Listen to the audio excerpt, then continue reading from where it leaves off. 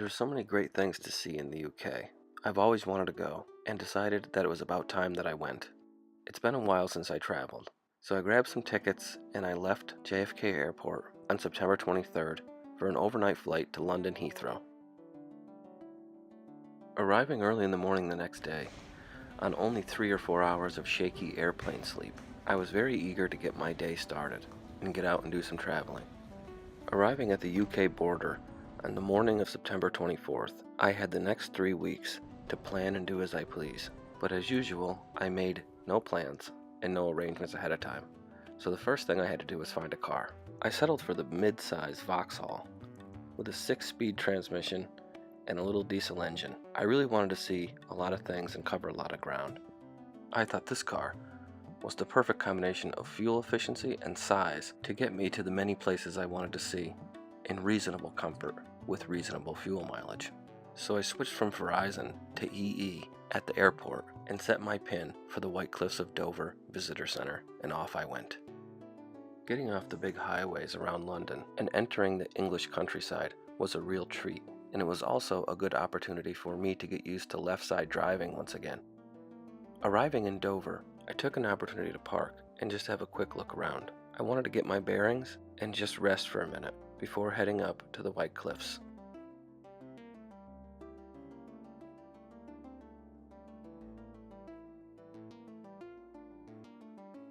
When I arrived, you really couldn't have asked for more perfect weather. The sun was shining, there was a perfect warm breeze that smelled just of the sea. The White Cliffs of Dover are part of the southern English coastline, directly facing France. And on a clear, beautiful day such as this, you can see the coast of France from certain vantage points.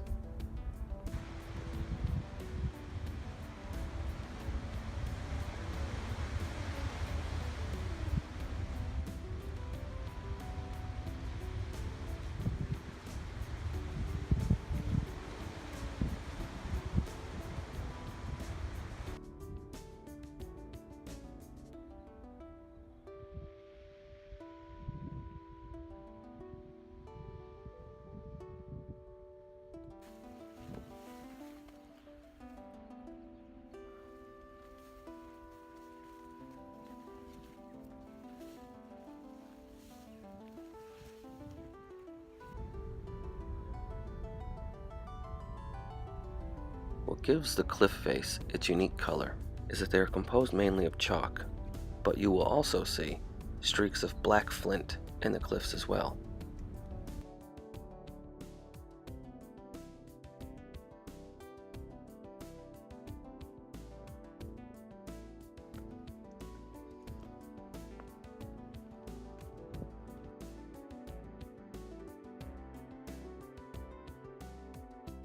I'd love to tell you why this rope is hanging here, but I really have no idea, so your guess is as good as mine.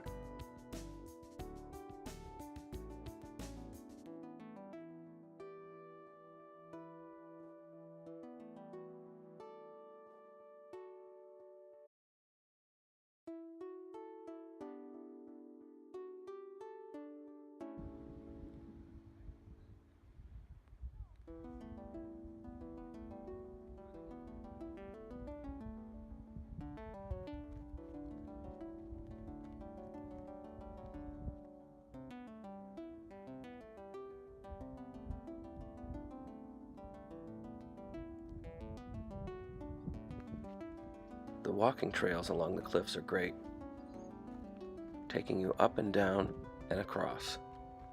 Some of them even go down to the seaside.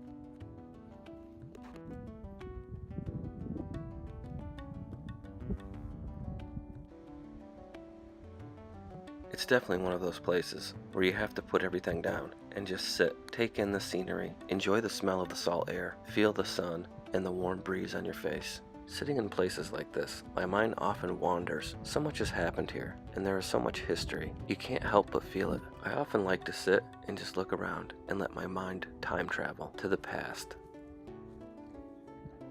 The lighthouse is a nice place to have a break. There is tea and some snacks, but make sure you bring cash.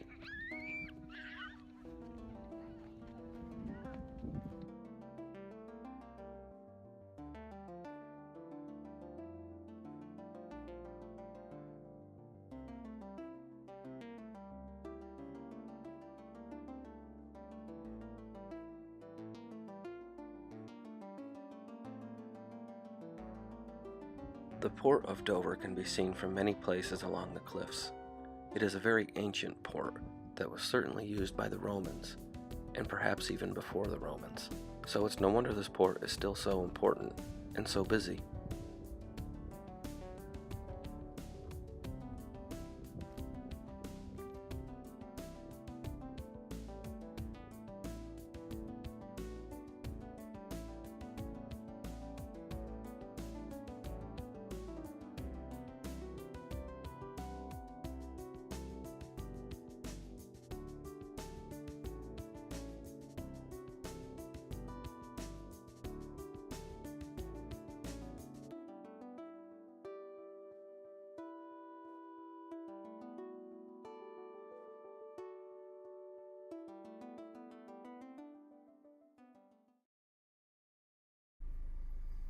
So I just walked a long ways on the white cliffs.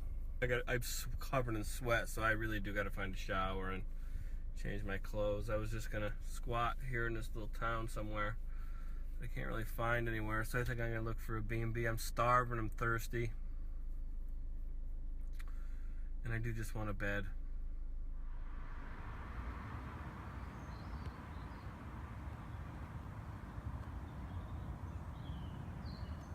I ended up getting a B&B right in Dover, the Salisbury House.